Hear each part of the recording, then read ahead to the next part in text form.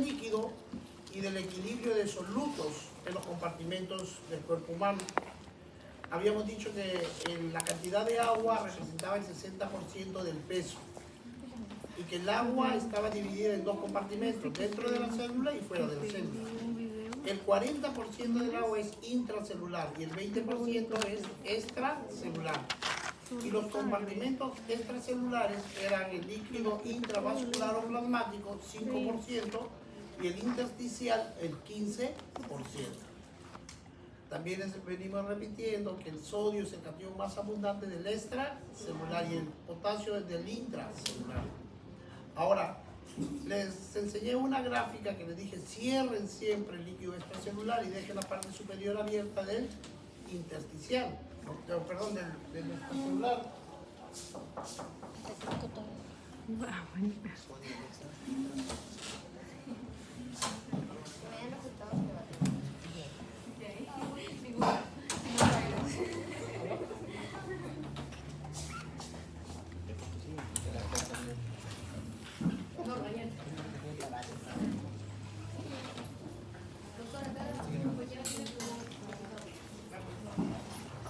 Oye, hay que preguntarle, doctor, ¿qué envío por práctico? ¿Qué preguntas?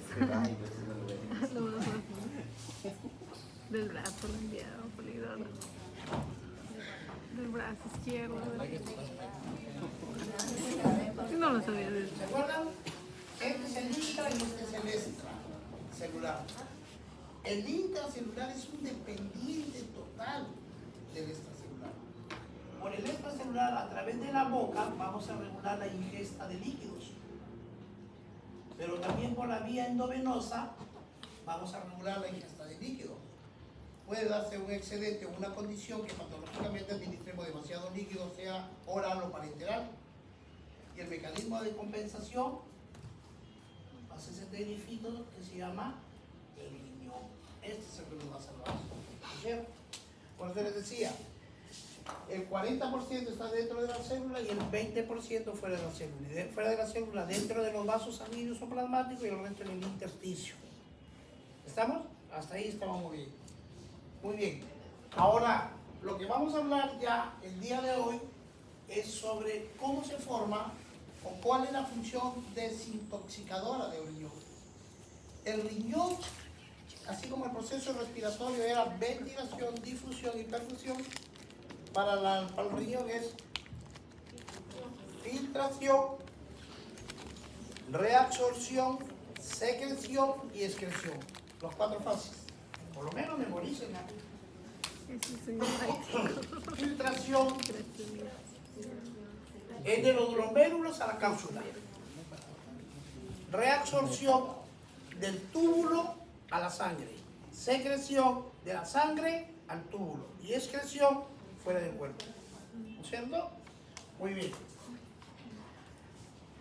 Recuerden la importancia cuando estudiamos la difusión en el aparato respiratorio y teníamos primero que, para entender eso, entender qué era la membrana alveolo-capilar. No era otra cosa que el estudio de la adherencia de dos membranas, del alveolo y del capilar, y se generaba una sola membrana. Igual, en el filtrado glomerular se trata de membranas, ¿ya? Y esto es lo que, por favor, quiero su atención para entender esto. Es como un tubo encima otro tubo y encima otro tubo. Este rojo es el endotelio capilar, ¿sí? Es de la arteria. El verde es la membrana basal, que es de la arteria. Y el tercer elemento es el podocito, que ya es parte de la cápsula de Bowman, de las células endoteliales de la cápsula de Bowman. ¿Hasta ahí? Ya va quedando.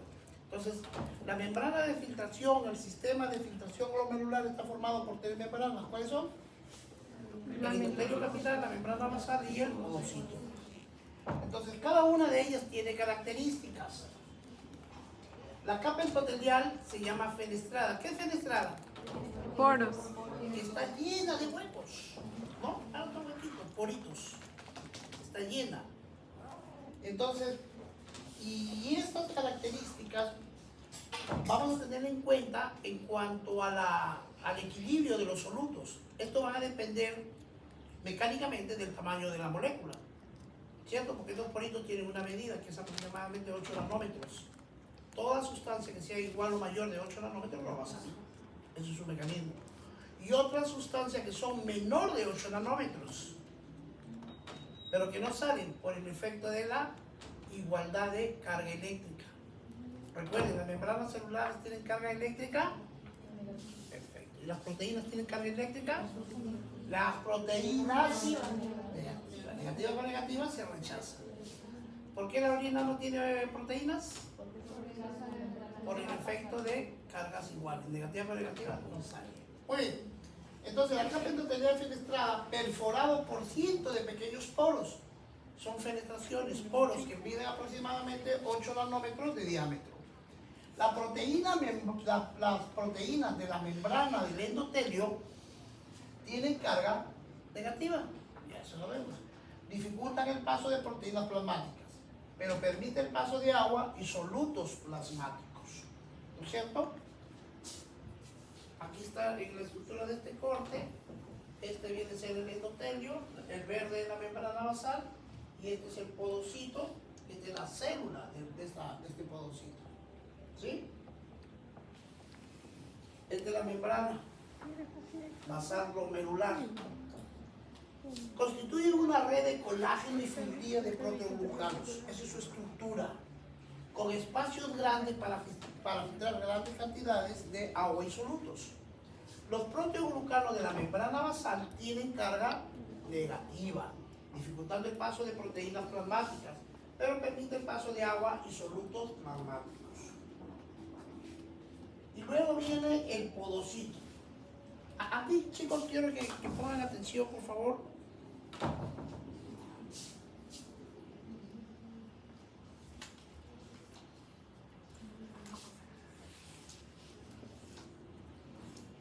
Aferente, el ovío y la arteria eferente.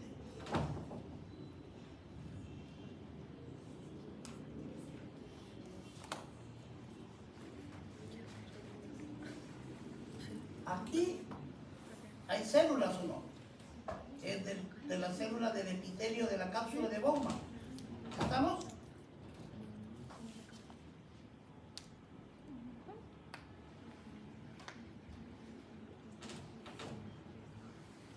Lo mismo va a ser en este lado, ¿cierto? Es un revestimiento epitelial del túbulo renal. En el lado de acá,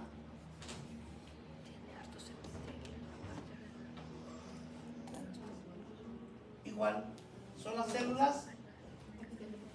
A ver, para entenderlo, después cuando lo lean lo van a entender mejor. ¿Se acuerdan de la membrana, de las pleuras, parietal y visceral? ¿Sí? Vamos a extrapolar ese concepto. Así como las células de la cápsula epitelial, hablamos de células epiteliales parietales que están en la pared y viscerales, las que están en contacto con el glomérulo. Acá también hay células epiteliales de la cápsula de Bowman, sino que estas reciben un nombre especial, se llama podocitos. ¿Entendieron? Entonces eso es lo que genera la unidad. Claro, por analogía, ¿no? Y esto se supone que es un espacio de Bowman. Muy bien.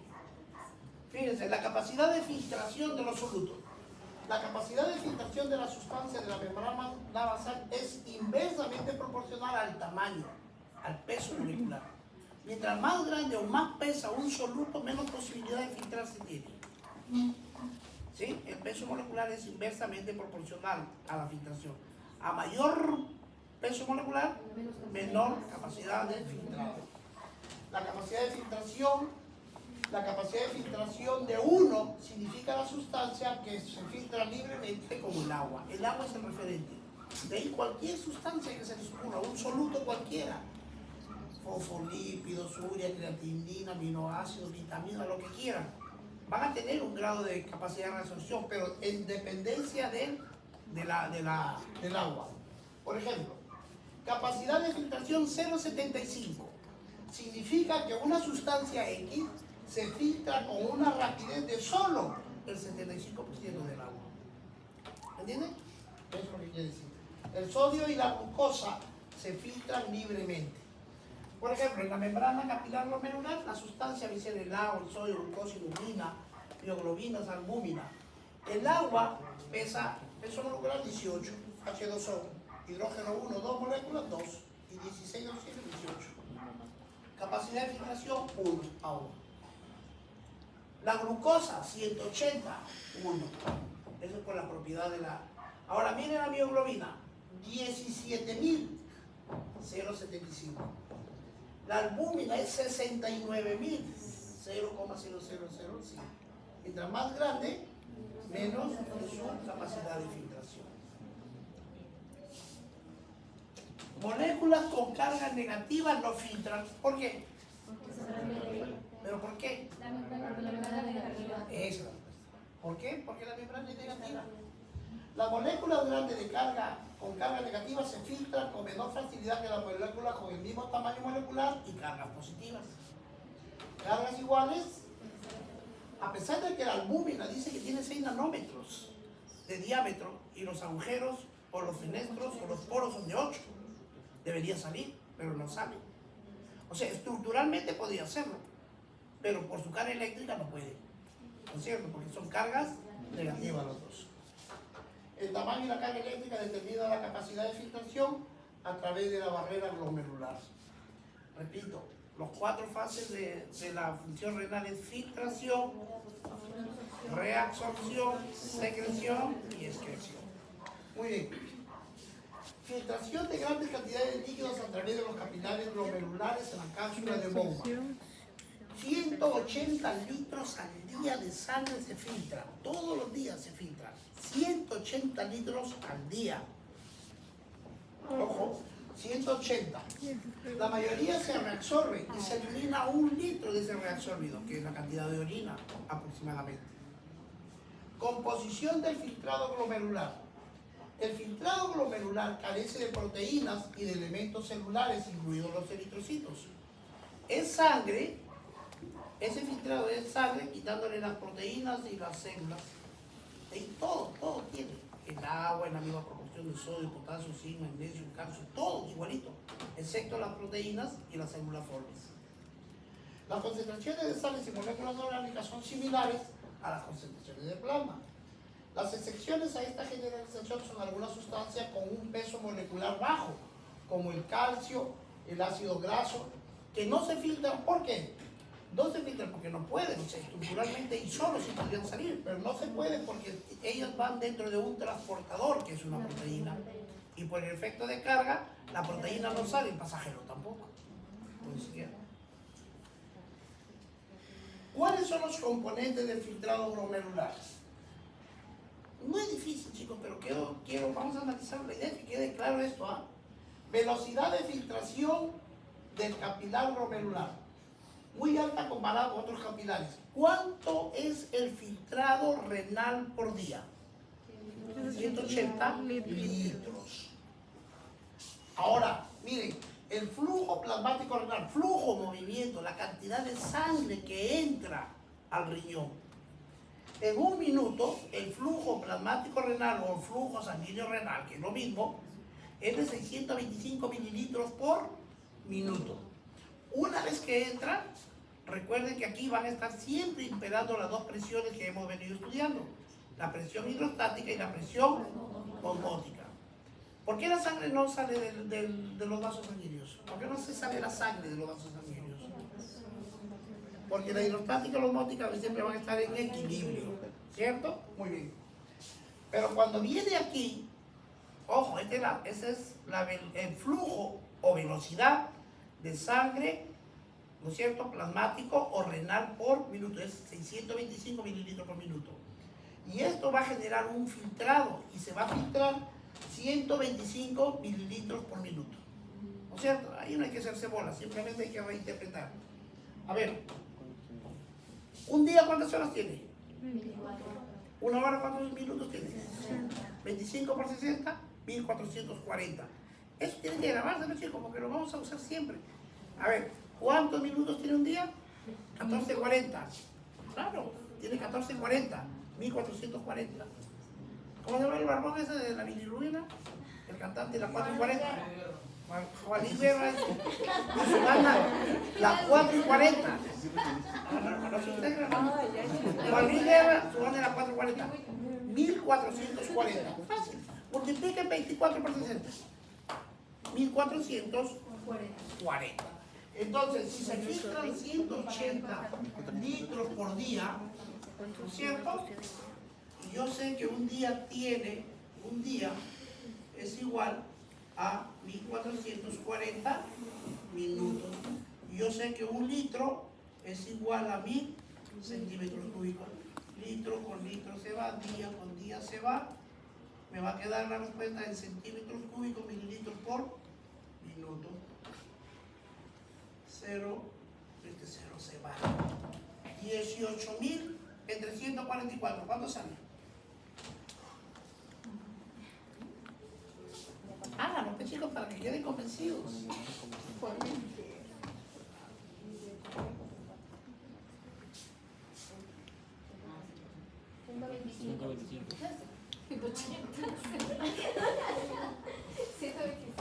¿Ven? Pues es lo mismo, 180.000 entre 1440 sale 125. Entonces, esto es importante reinterpretarlo, no lo memoricen, tienen que entenderlo, que es de este dato. Entonces, esta es la tasa, el flujo sanguíneo renal o el flujo sanguíneo plasmático, que es igual a 625 mililitros por minuto. Y la tasa de filtración por minuto es 125. Y en 24 horas es 180 litros por día. ¿Hasta ahí vamos bien? Ahora, ¿cuál es la fracción de filtración? Fácil. Yo digo 625 es el 100%, 125, ¿cuánto será? Yo divido 125 entre esto y lo multiplico por 100. ¿Qué han hecho acá? 20%. ¿Cuál es el flujo sanguíneo renal? El 20%. ¿Cuál es el gasto cardíaco normal? 5 litros. 5 litros. El 20%, 1 litro. Por eso cae. ¿Van entendiendo? ¿Cuáles son los componentes del filtrado capilar glomerular? Las fuerzas hidrostáticas y clorosmóticas a través del endotelio y el cociente de filtración. La filtración glomerular es el cociente de filtración por la presión de la filtración neta. ¿Y qué es la filtración neta? Vean, primero vamos a ver en este diagrama, hay una parte superior de color rojo, que son los glomérulos, el ovío, ese es el ovío. Y la parte amarilla es la cápsula de Bowman, o el túbulo. Glomérulo arterial y el túbulo renal. Arteria aferente, eferente, la cápsula de Bowman. ¿Sí?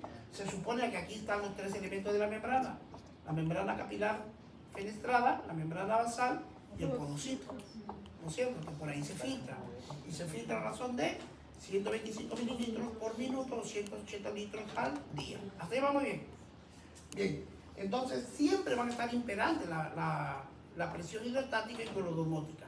Pregunta, ¿cuál es la presión hidrostática a nivel de capilar de filtración? La hidrostática es igual a 60 milímetros y la clorosmótica 32. Efectiva, 28. 60 menos 32 queda 28. O sea, va a haber tendencia a salir del vaso. Pero dentro de la cápsula de Bowman hay una presión, ¿sí? Es como si estuviéramos hablando de una presión hidrostática y este espacio también va a tener una presión osmótica. Entonces, ¿cuál es la presión hidrostática de la cápsula de Bowman? Es 18, o sea, genera hacia arriba, evita que se filtre. ¿Sí? Entonces, 28 menos 18, 10. O si no, yo puedo decir, hago una sumatoria de fuerzas, todas las que bajan y todas las que suben. 18 más 32, 50. 60 menos 50, 10. Carga positiva, ¿no es cierto? Perdón, filtración positiva de la hidrostática, 10. Eso es la presión de filtración neta. La filtración neta es 10 y sale de esa jugada. Nada más. Es la carga neta. Ahora, esta es la arteria eferente, ¿no es cierto? Esta con esta lo sumo porque van para arriba. es 50. Y esta azul viene para abajo, 60 menos 50, 10. Por resto, esta con esta menos esta. 60 menos 50, 28 menos 18, 10. Igual. El cociente de filtración capilar glomerular. El coeficiente de filtración es la permeabilidad por el área superficial de filtración de capilares glomerulares. La filtración glomerular es la resultante del filtrado glomerular, que es 125 por minuto, entre la presión de filtración neta. ¿Cuánto sale? 12.5 milímetros por minuto por milímetros de mercurio, porque me está hablando con relación al área superficial. Ahora, el aumento del coeficiente de filtración incrementa la filtración glomerular. El área superficial del filtrado no se afecta diariamente. Hay enfermedades crónicas como la presión y la diabetes que aumentan el coeficiente de filtración y disminuye la filtración glomerular por aumento del espesor de la membrana. Recuerden la membrana como parte de la estructura, verde. Se engruesa, cae la filtración.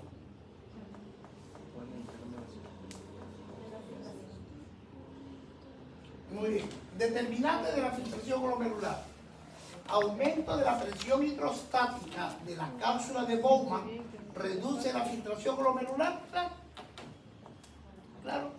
Mientras más aumenta, esa roja más aumenta, disminuye la filtración. De tal manera que hay patologías donde impera la filtración de la cápsula de Bowman y no se filtra. Y si no se filtra, estamos en anuria. ¿Cierto? Hay casos como, por ejemplo, hipertrofia prostática, presencia de uréteres, piedras en los uréteres. En el uréter del mismo lado genera una presión regresiva, el riñón aumenta el tamaño, se genera una hidronefrosis. Ahí se da eso de que por mayor presión va a filtrarse, ¿no? Porque hay una mayor presión, o sea, de más 10. Claro, pero aquí no, aquí ya no, pues. Si la cápsula de Bowman, la presión aumenta, ¿qué pasa con el disminuye?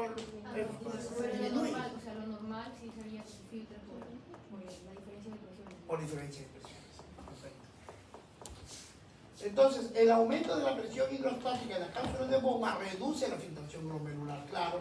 Me dice, ¿en qué condiciones? Obstrucción del flujo urinario, cálculos renales, produce hidronefrosis, dilatación de la pericálisis. Hidronefrosis aumenta el tamaño del riñón por efecto de presión, por obstáculo de la presencia de una piedra en el uréter. 3. Aumento de la presión coloidosmótica del capilar glomerular. Reduce la filtración glomerular. ¿Es correcto? Acuérdense, si hay una presión hidrostática y una presión coloidosmótica a nivel de las arterias aferentes diferentes, o en el glomérulo. Si la presión si la presión coloidosmótica aumenta, ¿qué pasa con el filtrado? Disminuye. Se retiene, pues. Recuerden que es presión hidrostática y coloidosmótica. Si aumenta la coloidosmótica, el líquido tiene que mantenerse en el vaso y no sale para ser filtrado. O sea, cae la presión de filtrado. ¿En qué caso? Disminución del flujo plasmático renal, en caso de hemorragia, aumenta la concentración de proteínas plasmáticas. Hay enfermedades, las gamapatías, pues son cánceres de sangre, monoclonalmente aumenta una gamapatía, es una proteína, aumenta la presión coloidosmótica y se vuelve el riñón. Aumenta la presión coloidosmótica y disminuye la filtración glomerular. 4. Aumento de la presión hidrostática capilar glomerular incrementa la filtración glomerular. ¿No es cierto? Al aumentar la presión hidrostática, ¿qué pasa con la filtración? Aumenta, pues. Claro, si aumenta la presión hidrostática del glomérulo, aumenta la presión de filtrado. Dice, si hay disminución del flujo renal, ¿qué va a pasar con la filtración?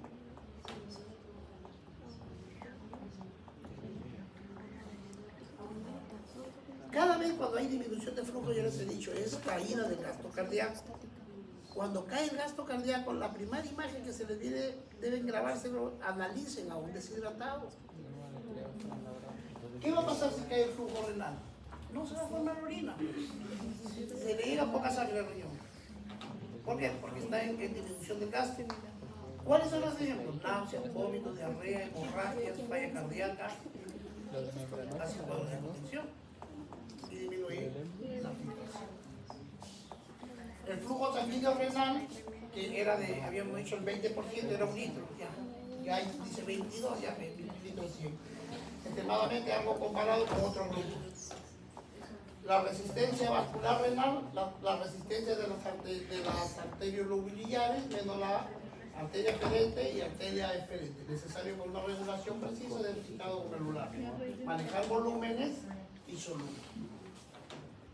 El control fisiológico de la filtración glomerular y del flujo sanguíneo renal. Activación del sistema nervioso simpático reduce la filtración glomerular. ¿Por qué? Porque el sistema nervioso, ¿cuál es el efecto? Produce vasoconstricción arterial. Entonces, si cierra el vaso, ya no hay sangre al riñón, en consecuencia no hay filtrado. ¿Estamos? Ahora, produce el sistema nervioso, es un efecto. 2. Activación del sistema renina-angiotensina-aldosterona. Es lo que digo, a ver, un paréntesis para hacer un análisis rapidito. Ya les he dicho, cuando cae el gasto cardíaco es porque estamos en un estado de deshidratación. Náuseas, vómitos, diarrea, alto flujo, hemorragia, falla cardíaca. Se comporta como disminución de gasto. El paciente va a estar como deshidratado. Entonces a todos los órganos les llega poca sangre. Si le llega poca sangre al riñón, el filtrado disminuye. ¿No es cierto? Entonces, en una disminución del volumen arterial circulatorio efectivo, se activan 3 mecanismos. En todo paciente deshidratado, en cualquier circunstancia que se asemeje con la disminución del gasto cardíaco, se activan 3 mecanismos, no se olviden. 1, claro, pero ya, el primer mecanismo que se activa es la C. En un deshidratado vamos primero en la C. 2, se activa el sistema renina-angiotensina-aldosterona por vasoconstricción. ¿No es cierto? El sistema renina, lo hemos estudiado el ciclo pasado. ¿Dónde forma la renina? ¿Dónde pues? En las células justamedulares del riñón, la renina. ¿Cuál es su función? Convertir el angiotensinógeno en angiotensinógeno. El angiotensinógeno es una proteína que se forma ahí en el hígado. Ah, mire, el angiotensinógeno se convierte en angiotensina 1 por acción de la renina que se forma en las células justamedulares, y la angiotensina 1 se convierte en angiotensina 2 por acción de la enzima convertidora de angiotensina secretada por el pulmón y genera el angiotensinógeno, que es un vasoconstrictor que actúa sobre la arteria renal eferente. La arteria renal. Claro, claro, ahí actúa. Por aquí está, aquí lo vamos a ver. No se vayan. Y la tercera, enfermedades agudas por respuesta inmediata, hemorragias graves isquémicas. Control hormonal o por altacoides. La noradrenalina, adrenalina, endotelina produce vasoconstricción renal, en consecuencia reduce la filtración glomerular. Por ejemplo, hemorragias graves. La hormona antidiurética. Si el cuerpo está deshidratado, la hormona antidiurética. ¿Qué significa antidiurética? Claro, contra la orina. No se forma. El cerebro le dice, compadre, no botes orina. Estamos deshidratados, lo voy a botar. Muy bien, entonces aquí hay aumento de la resistencia arterial, disminución del flujo, cae el flujo de la filtración glomerular. ¿No es cierto? Puede darse por el mecanismo de la arteria aferente y por la arteria eferente. Aferente adentro, eferente externo, eferente sale, entra y sale. ¿No es cierto? Bien. Todas estas catecolaminas van a actuar sobre qué arteria? Sobre la arteria aferente. Entonces, la noradrenalina, la adrenalina y la endotelina actúan sobre la arteria aferente. Fíjense, control hormonal por altacoides. La angiotensina 2 contrae las arteriolas eferentes. Si no deja salir, aumenta la presión aquí. Y si aumenta la presión, aumenta la filtración. El óxido nítrico actúa sobre la arteria eferente. Aferente. La dilata y entra más sangre. Aumenta la filtración. Ojo con esta figura, analice. Un vasodilatador y un vasoconstrictor tienen el mismo efecto, pero es de acuerdo a dónde actúa. Por eso tiene que ver que la angiotensina es la eferente. Y puede haber problemas en los que el vasoconstrictor actúa, por ejemplo, en la arteria aferente. No hay. No hay. En la aferente, ¿quién actúa? Siempre va a pasar eso. No hay patologías. La adrenalina, y ellos van a estar en la aferente. ¿Sí? Y la angiotensina siempre es la eferente. Es un mecanismo, eso es lo que tienen que aprender.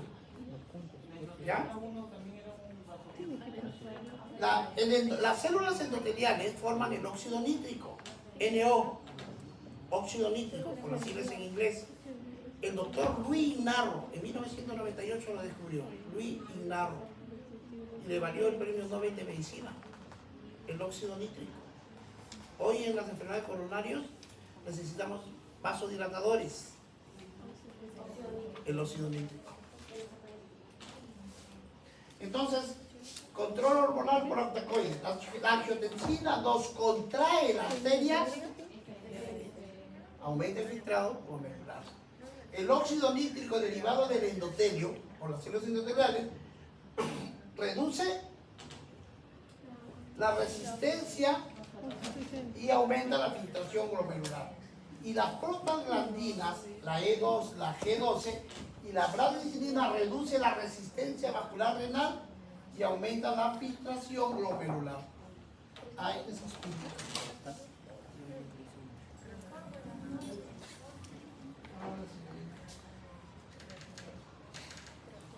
¿Qué consigue?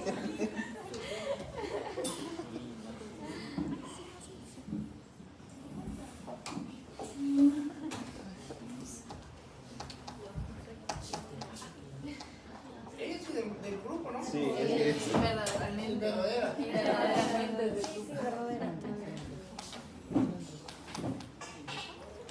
Muy bien. Ahora, autorregulación. Es importante, chicos, de que el riñón tiene la capacidad de adaptarse de acuerdo a las circunstancias. Actividades físicas del individuo, cuestiones ambientales, los hábitos y los estados patológicos. Es un regulador. Entonces, los mecanismos que regulan me dice, el sistema de autorregulación es importante cuando estamos en función de la presión arterial media. Recuerden, para que la presión arterial media, quiere decir que el paciente debe tener una presión óptima, y es 120/80. La presión arterial media es igual a...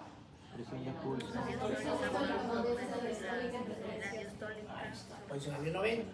En esas condiciones, miren lo que pasa, en esas condiciones, la filtración glomerular es 180 litros por día, la reabsorción es de 178 litros y medio por día y la excreción urinaria es de 1.5 al día. Eso es lo normal, bajo la condición de la variable presión arterial corporal normal. Pero ¿qué pasa si la presión arterial media aumenta? Quiere decir que estoy frente a un paciente hipertenso, ¿no es cierto? ¿Y qué va a pasar? Me dice, la filtración que estaba en 180 se puede ir hasta 225.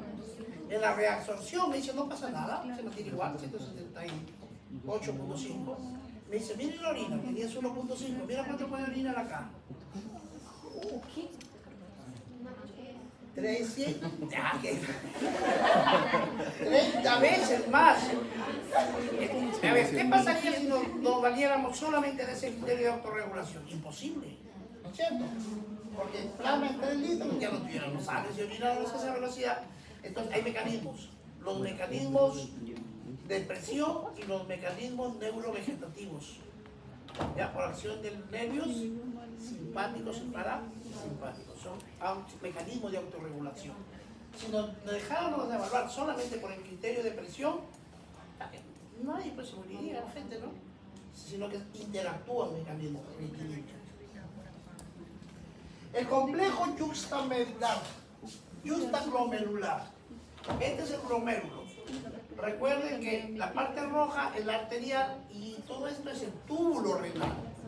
Túbulo renal es la cápsula de Goldman, el túbulo contorneado proximal o contorneado distal, asa de Henle y desembocan al tubo conector.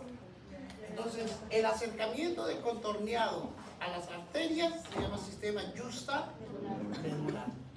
Ahora, en el complejo yuxtamedular, este es el túbulo contorneado que se acerca a las dos arterias y se agrega la célula del contorneado yuxtamedular, la célula del contorneado distal que hace contacto a esta célula se llama mácula densa, que están ubicadas dentro del túbulo contorneado distal.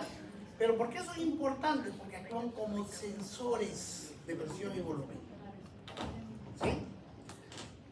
Base con V y con C, volumen arterial circulatorio efectivo. Cuando todo está en orden, los sensores le avisan al cerebro, la presión está normal, el volumen está normal. Cayó la presión, bajó el volumen, se activan los sistemas de C, renina, angiotensina, aldosterona y antidiurética. ¿Dónde están ubicados los sensores de presión y volumen sanguíneo? ¿Dónde están? Los sensores quimiorreceptores de la sangre. En la pared de la carótida. En la bifurcación de la carótida Y en el callado. y en el callado. Muy bien. Entonces, las células yuxtaglomerulares, miren, este es el tubo contorneado distal y este es la arteria aferente. No están en contacto. Están separados por estas células. A estas células se llaman yuxtaglomerulares. Y estas son las que forman la renina. Entonces, la renina, porque ¿dónde se produce? Riñón, pues se llama renina, el riñón. ¿Dónde se forma la renina? En el hígado. Las células yuxtaglomerulares de la arteriola glomerular aferente y eferente adyacente contienen gránulos específicos que se llaman renina. Y la renina es una enzima que convierte el angiotensinógeno en angiotensina 1. Sí. Y el angiotensinógeno 1 en angiotensinógeno 2 se producía ¿por qué? Por la ECA, no ECA, no ECA. La enzima convertidora de angiotensina 1 en 2 y forma la angiotensina 2. ¿Cuál es su efecto? Vasoconstrictor, que actúa ¿dónde? En la arteria. Ah, lo acabo de decir. En la arteria diferente. En la arteria. Chicos, hagan ese esfuerzo desde ahora, se familiarizan. Y aumenta la aldosterona. Claro, porque activa la aldosterona y la aldosterona retiene sodio, bota potasio, retiene líquido. Actúa a nivel de qué parte del sistema? Hígado, sí o no, hígado. Túbulo contorneado, túbulo conector. No, está bien, la idea es que lean. Ahora, las células mesangiales extraglomerulares ocupan un espacio, son las que no están en contacto. Miren, estas son las yuxtaglomerulares, la de en medio son las células mesangiales. ¿Ya? Por lo menos traten de retener. Por ahora no, más adelante les va a servir. Pero por ahora quiero que quede claro. Las células yuxtamedulares son las células que separan al túbulo contorneado distal con las células endoteliales de los capilares. Como un sanguchito en medio, células yuxtamedulares. Y este de aquí son células yuxtamedulares. Pero en medio de las yuxtamedulares hay estas células que nunca van a estar en contacto con el endotelio. Eso se llama las mesangiales. Hay enfermedades que proliferan y hacen masas. De tal manera que empuja y colapsan los vasos y llevan al ser humano a una insuficiencia renal crónica. Y cuando tengan patologías, ahí recién las van a sacar. Por ahora, sepan que existen las mesangiales y las células mesangiales y las yuxtaglomerulares. No, estaría 10.000. Muy bien. Cuando la presión arterial cae, quiere decir que todos los órganos del cuerpo reciben menos sangre, en consecuencia el riñón va a formar menos orina, va a generar oliguria o anuria. Pero cuando esto se activa, hay una reducción de la velocidad de flujo sanguíneo que llega al asa de Henle. A menor velocidad de flujo, mayor reabsorción de cloruro de sodio. En la menor concentración tubular de cloruro es captado por la mácula densa. Reduce la resistencia de las arteriolas ajenas y aumenta la presión hidrostática y se normaliza la filtración glomerular. Porque se activaron los sistemas de compensación. ¿Cuáles son? El estado de... Sistema renino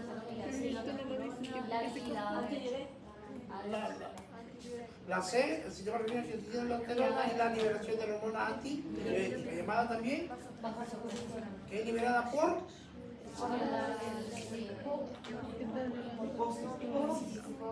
adenopófisis, neurohipófisis. Entonces, ¿cuáles son las únicas? Adenopófisis son las neuro con la oxitocina. Se forma en el hipotálamo y se almacena en la adenopófisis. No, las dos únicas células, las únicas hormonas de la neurohipófisis son La oxitocina y la oxitocina y saquen su tabla no, está bien. Lo que dice la doctora es correcto. Es por sinonimia. La hormona diurética llamada también vasopresina.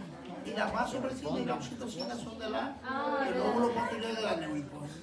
¿Ven? Con juego de palabras que yo. Y la doctora también estaba de mí. Estaba dudando yo. ¿Qué?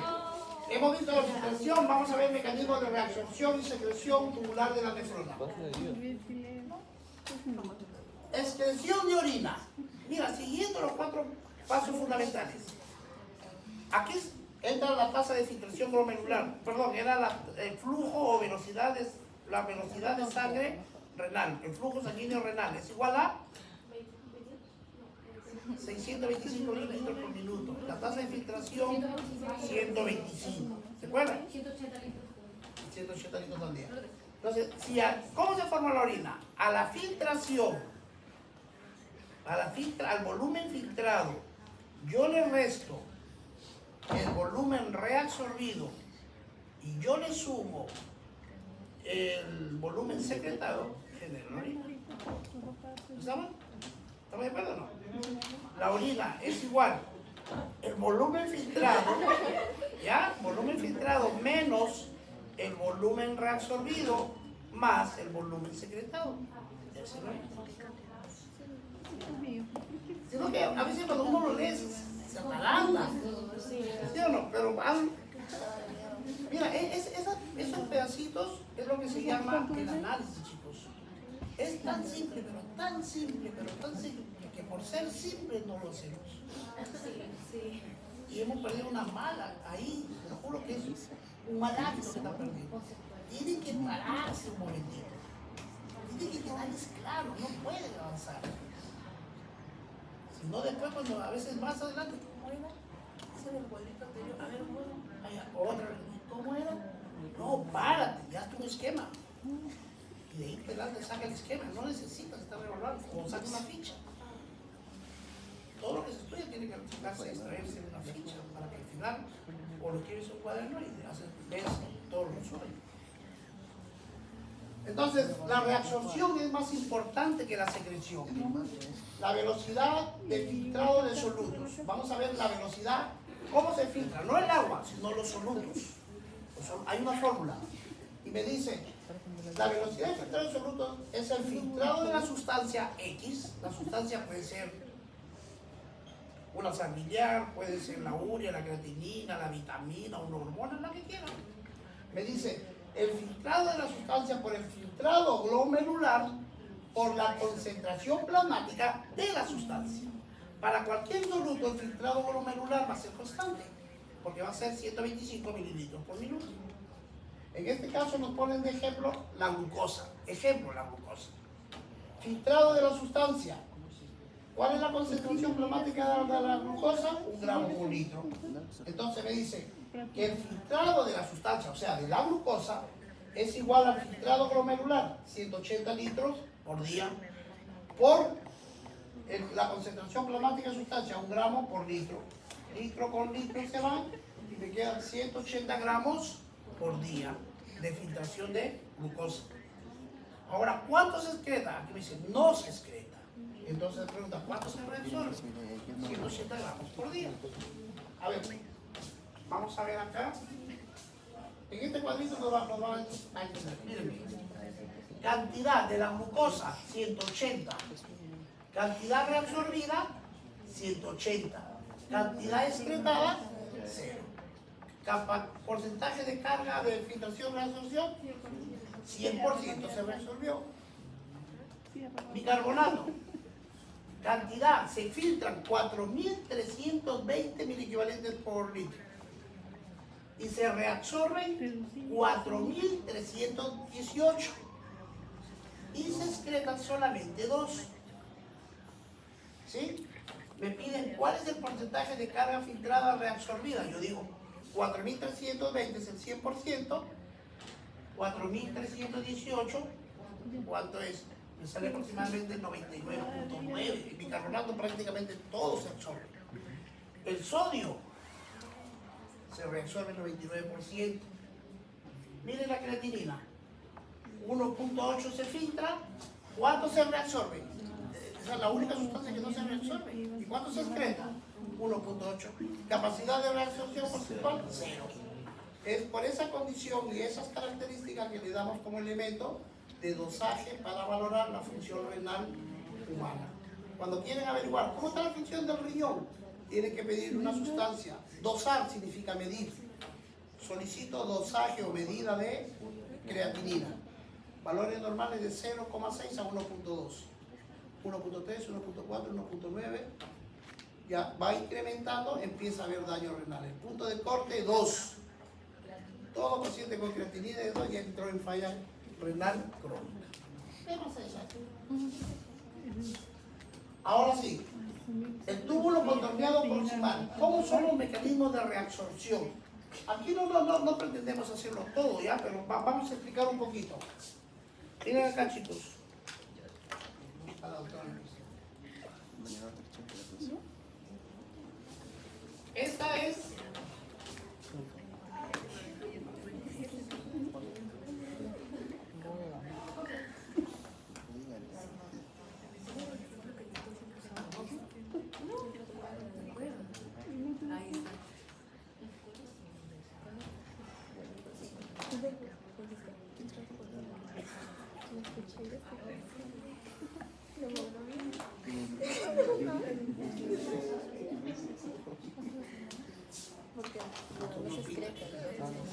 ya, miren chicos, este es el túbulo renal. Estas son las células de revestimiento del túbulo, de la cápsula de Bowman, ¿se acuerdan? Esta es la célula. Entonces, y este es el capilar sanguíneo, la arteria o la sangre. De la sangre, estas son las células renales de los segmentos del túbulo y este es el túbulo renal. Se reabsorbe, quiere decir que del túbulo pasa la sangre. ¿Sí? Uno de los elementos que prácticamente se reabsorbe 100% es la glucosa y el sodio. A nivel del borde cepillado de la célula epitelial tubular con luz, con cara a la luz capilar, acá hay unos cotransportadores. Ingresa glucosa y sodio. Este es uno de los mecanismos cotransportador. Lo comparten los dos, el sodio y la glucosa y los aminoácidos. Es pasivo, suben y los dos se desplazan. Actualmente hay un nuevo antihipoglicemiante, inhibidor de los receptores SGLT2. Estos son los famosos SGLT2 o transportadores de sodio y glucosa. Tenemos el vecino, vamos a explicar. Escuchen, cuando las personas tienen náuseas, vómito, diarrea, se deshidratan, ¿cierto? Y sobre todo los que son muy sensibles a los cambios electrolíticos son los extremos de la vida, los niños o los ancianos. Cuando no hay sales y hidratación, grábenselo esta fórmula. En 1 litro de agua hervida fría, con una cucharita de té, ponen 6 cucharitas de azúcar y 1 de sal. y lo mueven. Ahí tienen ya una solución normal. Y esas son las sales rehidratantes orales. ¿Sí? A veces hay gente en el campo, gente de lejos, o en la misma ciudad, te vas a la farmacia y lo encuentras. ¿Ah? Pero como mamá disponible, tenés sal y azúcar en la casa, pero si la tiene, doctor, todo vale. Claro, porque tiene, al poco, hay un paréntesis, mira, lo había estudiado y tiene casi los mismos controles que el plasma. Pero aparte tiene una sustancia, pero que nosotros queremos básicamente es sodio y cloro. Bien, entonces este es un cotransportador de sodio y glucosa. O sea, cuando tomamos esta agüita, es el cotransportador, reabsorbemos el sodio. Recuerden lo que les dije una vez en la mnemotecnia. El sodio es como un cometa y todo cometa tiene una cola. Donde va el cometa va su cola y el sodio, su cola es el agua. Donde va el agua lo sigue. Ya graben eso para las máquinas. Entonces, si el sodio se reabsorbe con la glucosa por un transportador, si entra sodio, ¿qué va a pasar con el agua? Es la única membrana que no se cumple ese principio. Pero ya lo vamos a ver. Espérense, pero va quedando claro, ¿no? ¿Se acuerdan la semana pasada cuando vimos las sustancias isotónicas, hipotónicas, hipertónicas? Ah, tú lo has leído. ¿Cuál es el efecto celular de un medio hipotónico?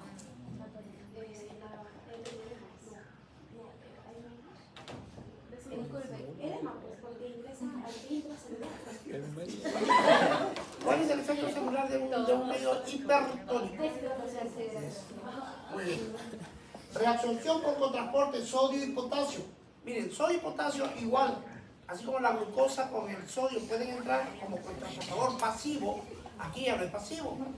¿Por qué? Porque van a entrar los dos en un mismo carro y tienen carga positiva, se van a rechazar.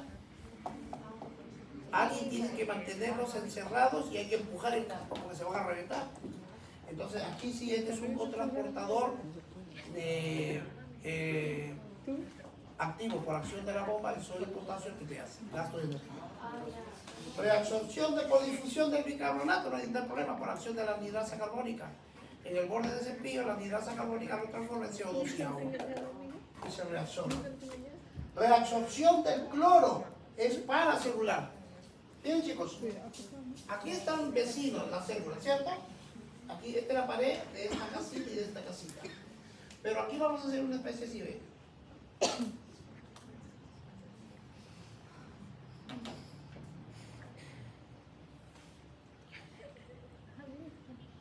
Yo puedo, el potasio va de aquí hasta la sangre sin pasar por la célula.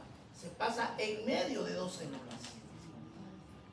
A ese espacio se llama el espacio paracelular. No ha pasado por el medio celular. ¿Entendieron? Esa es la vía paracelular. Estamos tomando fotos. Las células están adheridas. Si yo separo entre dos células, es como una pared. Si yo despacio, queda como una especie de callejoncito. Y por ahí el potasio se traslada, sin pasar por el interior de la célula. A esos espacios se llaman paracelular. ¿Potasio y cloro? No, el cloro y el cloro y el potasio también más adelante, lo van a ver. A ver, ¿qué se secreta? Ácidos y bases orgánicas. Porque esta es la función del renón, equilibrar el ácido base, volumen, electrolitos y ácido base. Y el otro efecto hormonal. ¿Por qué? ¿Cuál es la función hormonal del riñón? ¿Por qué el riñón es una glándula? Porque forma hormonas. Sí, pues, ¿cómo se llama? Pero no tiene nada, Así. Eritropoyetina. Y prostaglandinas. Ya, rapidito le voy a explicar esto. Miren, chicos, el túbulo contorneado es proximal, distal o el asa de Henle. ¿Ya? Este es el punto de corte. El asa de Henle descendente también se llama brazo delgado, es el tubo descendente o delgado. Y el otro es el ascendente o segmento grueso, delgado y grueso. Sí, hay una pequeña porción, pero prácticamente es todo. El descendente es delgado y el ascendente es grueso. Grábenlo. El descendente delgado reabsorbe al agua. El descendente delgado reabsorbe al agua y no reabsorbe solutos. Solamente agua. El descendente delgado reabsorbe agua y no solutos. Y el ascendente grueso solamente reabsorbe solutos, pero ya no agua. ¿Entienden? Entonces, aquí es importante porque hay un diurético que se llama la furosemida, actúa en el asa de Henle, rama descendente, bloquea la reabsorción del agua. Y hasta esta parte, porque una vez que sube, por naturaleza no reabsorbe agua. Entonces el agua aumenta y sale del cuerpo, ¿no? Los diuréticos. En caso de cuando lo usamos, suficiencia cardíaca congestiva. Queremos eliminar agua solo con furosemida. Entonces, el descendente fino, el descendente grueso, reabsorción de solutos, no de agua. Muy bien. El túbulo contorneado distal, en el túbulo contorneado distal, miren, el túbulo contorneado distal, la porción inicial, el segmento diluyente, se reabsorbe el sodio. El 80% del sodio se reabsorbe en el túbulo contorneado proximal. Hay una pequeña cantidad en el túbulo contorneado distal y el tubo colector. El sodio. En la primera parte del cotransportador, el 80% se reabsorbe porque no hay gasto de energía a través del cotransportador con la glucosa y aminoácidos. Y en el túbulo contorneado distal ya tiene que usar la bomba de sodio y potasio.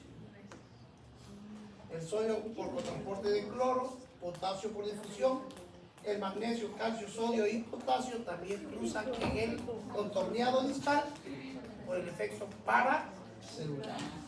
No se reabsorbe agua ni urea, el 5% de sodio y cloro se reabsorbe por esta función. El túbulo contorneado, porción final, colector cortical, se encuentran las células principales, se reabsorbe cloro, sodio y potasio. Es aquí donde va a actuar la hormona antidiurética, es aquí donde va a actuar la aldosterona. ¿Dónde actúa la hormona antidiurética? En el colector, ¿pero en qué segmento? En el túbulo contorneado distal, porción final, y en el túbulo colector cortical, porque hay un túbulo colector cortical y medular. ¿Ya? Actúa la hormona antidiurética. Y el potasio, la aldosterona. Sistema renina-angiotensina, aldosterona. La aldosterona retiene sodio y bota potasio. Retiene sodio y bota potasio. Si retengo sodio, ¿qué pasa con el agua? Se queda, se retiene agua. Entonces, la aldosterona retiene sodio, retiene agua y excreta potasio. El túbulo colector cortical, túbulo colector distal, porción final, células principales, el cloro, el sodio, siguen siendo por efecto de la antidiurética, las células intercaladas y el túbulo colector. En este hay un efecto de contracorriente. Este ya es el efecto de la concentración del intersticio del parénquima renal. Pero para el nivel, eso lo vamos a ver nosotros cuando ya estemos llevando por la fisiopatología. Lo que tienen que acordarse es, les preguntan, ¿en qué segmento del asa de Henle se reabsorbe el agua? En el delgado descendente. ¿Y qué pasa en el delgado descendente con los solutos? ¿Dónde se reabsorben los solutos?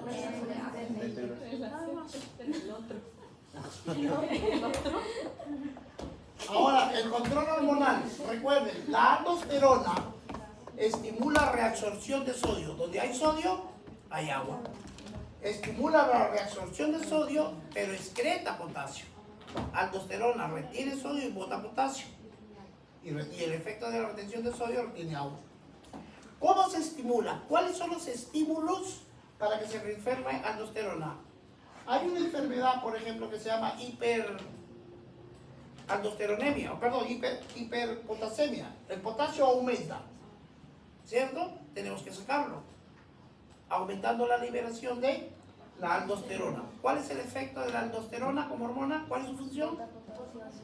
Retiene sodio y bota potasio. Si retiene sodio, automáticamente retiene agua.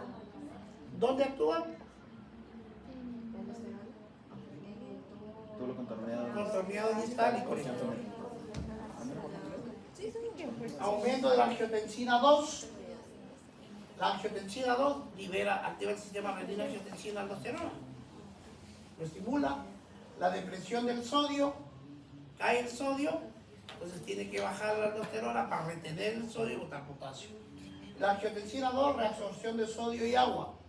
Estimula la secreción de aldosterona, claro, porque es el renina, reabsorbe el sodio, contrae las arteriolas eferentes, reabsorbe el sodio en la tabuladora, estímulo de la bomba sodio-potasio TPasa y contra el transporte con hidrógeno y el contrasporte de bicarbonato.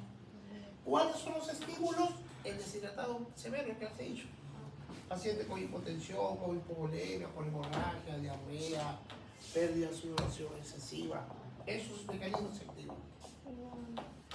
El complejo yustamedular, en caso de que cae la presión y cae la concentración de sodio, se activa el sistema renina angiotensina aldosterona, ¿cierto? Aldosterona, para retener sodio y excretar potasio.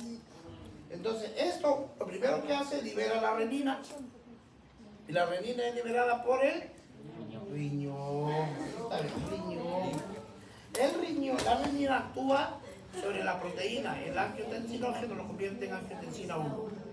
El angiotensina 1 es transformada en angiotensina 2 por acción de la enzima convertidora de angiotensina, que es producida por las células del pulmón.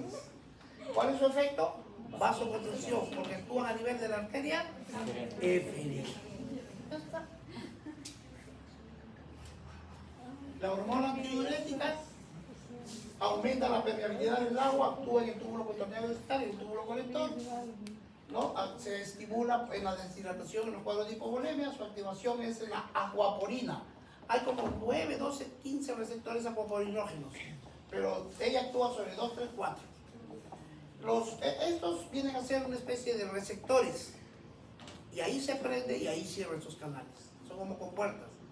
¿Sí? Los acuaporinógenos son como poros. Viene la hormona antidiurética y cierra esas puertas y ya no sale la orina. Ese es un mecanismo de acción. ¿Y eso no regulaba la persona péptido? El péptido natriurético auricular. ¿Dónde se produce? Sí, pero ¿dónde? Aquí está. Péptido natri. ¿Qué es natri? Sodio, urético, orina. El sodio en orina. Auricular, porque se produce en la aurícula. Inhibe la reabsorción del sodio y agua en el túbulo colector. También endocrina. Inhibe la formación de renina, angiotensina, aldosterona y aumenta la extensión urinaria, regula bolemia. Todavía contractiles y endocrina. No, las endocrinas. Muy bien. Chicos, ven, ¿dónde está?